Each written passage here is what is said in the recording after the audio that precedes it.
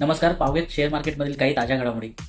Share बाजाराची सुरुवात बुधवारी 14 फेब्रुवारी रोजी मोठ्या घसरणीने झाली, पण बाजार बंद होण्यापूर्वी शेवटच्या तासात चांगली रिकव्हरी दिसून आलेली आहे.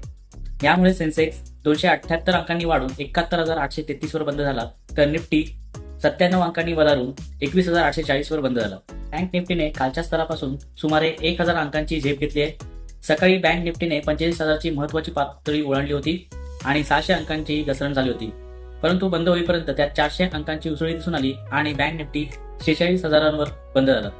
सेन्सेक्समधील 30 पैकी 17 शेअर्समध्ये खरेदी झाली. त्याचवेळी निफ्टीच्या 50 पैकी 35 शेअर्समध्ये खरेदी दिसून आली आहे. बँक निफ्टीच्या 12 पैकी 9 शेअर्समध्ये खरेदी झाली. सर्वात मोठी वाढ पीएसई, पीएसयू, बँक आणि एनर्जी शेअर्समध्ये दिसून आली. मेटल, ऑटो आणि इन्फ्रा निर्देशांकही वाढीने बंद झालेत. आयटी आणि फार्मा शेअर्सवर दबाव होता.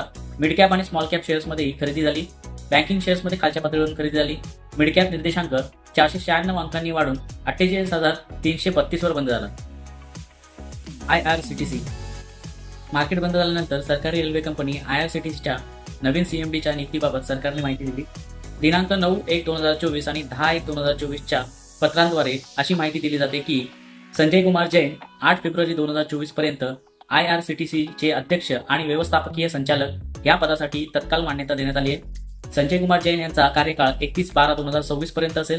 यापूर्वी जैन उत्तर रेल्वेमध्ये PCCM पदावर होते.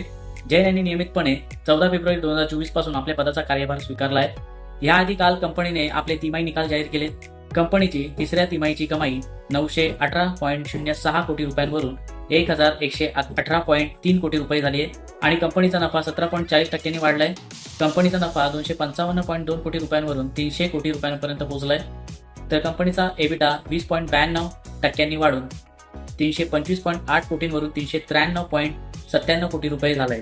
कंपनीच्या शेअर्समध्ये बुधवारी वाढ झाली. कंपनीच्या शेअर्समध्ये 23.40 अंकांनी वाढ झाली. 2.57% वाढीसह शेअर 933.85 वर बंद झाला.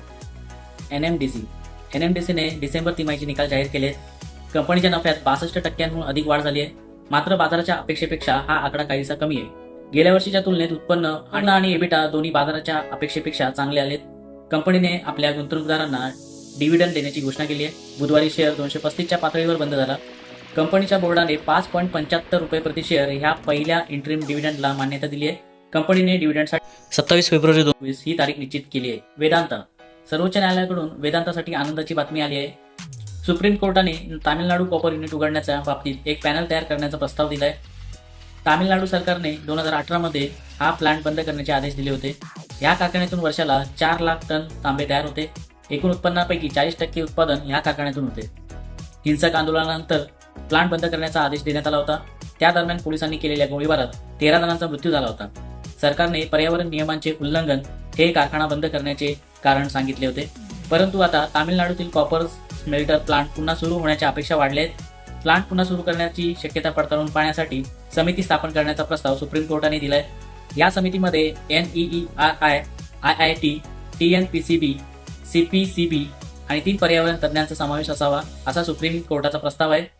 प्रस्तावात म्हटले आहे की समिती तांबे स्मेल्टर ऑपरेशन चालवण्याच्या परिस्थितीत पर्यावरणाच्या नुकसानासाठी देय भरपाईचा अहवाल सादर करू शकते. वेदांताच्या स्टॉकमध्ये एका महिन्यात 2% वाढ झाली आहे. त्याचवेळी एका वर्षात स्टॉक 12% घसरलाही आहे, तर 3 वर्षात स्टॉक 50% वाढलाय आणि 5 वर्षात हा स्टॉक 100% वाढलाय. तेजस नेटवर्क लिमिटेड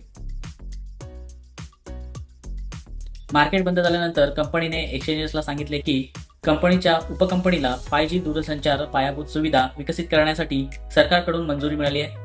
बुधवारी कंपनीचे शेअर्स 4% वाढले आणि 708 रुपयांवर बंद झाले. HUL Hindustan Unilever limited HUL कंपनीने एक्सचेंजेसला सांगितले की पाम तेल लागवडीबाबत कंपनीची आंध्र सरकारशी चर्चा सुरू आहे. 15,000हून अधिक शेतकऱ्यांशी कंपनी टायअप करण्याची योजना आखत आहे. कंपनी आंध्र प्रदेशात 30,000 हेक्टर क्षेत्रात पाम तेल लागवडीची योजना करत आहे. पाम तेल लागवडीसाठी 300हून अधिक खर्च अपेक्षित आहे. बुधवारी कंपनीचे शेअर्स 0.25% घसरले आणि 2,387 रुपयांवर बंद झाले. गुजरात स्टेट पेट्रोनेट कंपनीने आपले तिमाही निकाल जाहीर केले. 2023-24च्या ऑक्टोबर डिसेंबर तिमाहीत कंपनीचा नफा 454.6 कोटी रुपयांवरून 394.9 कोटी रुपयांवर घसरलाय. तर कंपनीचे उत्पन्न 3,989.3 कोटी रुपयांवरून 4,389 कोटी रुपये झाले. एबिटा 637.8 कोटी रुपयांवरून 787 कोटी रुपये झालाय. तर एबिटा मार्जिन 16% वरून 17.9% झालाय. बुधवारी कंपनीचे शेअर्स 0.28% वाढले आणि 353 रुपयांवर बंद झाले. National fertiliser limited. मार्केट बंद झाल्यानंतर कंपनीने आपले तिमाही निकाल जाहीर केलेत. आर्थिक वर्ष 2023-24च्या ऑक्टोबर-डिसेंबर तिमाहीतील कंपनीचा नफा 554 कोटी रुपयांवरून 151 कोटी रुपयांपर्यंत घसरलाय. तर कंपनीचे उत्पन्न 10,134 कोटी रुपयांवरून 7,581 कोटी रुपये झालाय. एबिटा 958 कोटी रुपयांवरून 315 कोटी रुपये झालाय. तर एबिटा मार्जिन 9.5% वरून 4.2% झाले. बुधवारी कंपनीचे शेअर्स 2.5% घसरले आणि 98 रुपयांवर बंद झाले. Alembic limited. मार्केट बंद झाल्यानंतर कंपनीने आपले तिमाही निकाल जाहीर केलेत. आर्थिक वर्ष 2023-24च्या ऑक्टोबर-डिसेंबर तिमाहीत कंपनीचा नफा 10.8 कोटी रुपयांवरून 9.9 कोटी रुपयांवर घसरलाय. कंपनीचे उत्पन्न 30.6 कोटींवरून 39.3 कोटी रुपये झाले. एबिटा 10.4 कोटींवरून 11.7 कोटी झाले. तर एबिटा मार्जिन 34% वरून 29.8% इतके झाले. बुधवारी कंपनीचे शेअर्स 4% वाढून 101 रुपयांवर बंद झाले. West Coast Paper Mills Limited. कंपनीने एक्सचेंजेसला सांगितले की तिची उपकंपनी वेस्ट कॉस्ट ऑप्स लिंक्सने ऑप्टिकल फायबर केबल उत्पादनाची क्षमता दुप्पट केली आहे. कंपनीचे शेअर्स बुधवारी 2% घसरले आणि 623 रुपयांवर बंद झाले. Axis Cades Technologies Limited. Market बंद झाल्यानंतर कंपनीने आपले तिमाही निकाल जाहीर केले. कंपनी तोट्यातून नफ्यात आली आहे.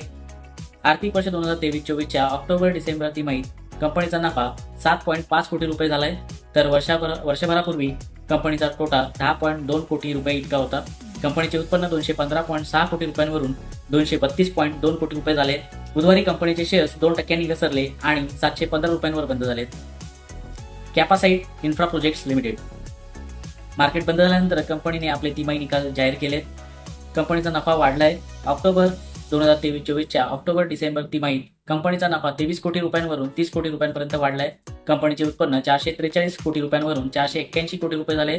एबिटा 87.3 कोटी रुपयांवरून 87.2 कोटी रुपये झालाय. तर एबिटा मार्जिन 19.7% वरून 18.2% वर आले.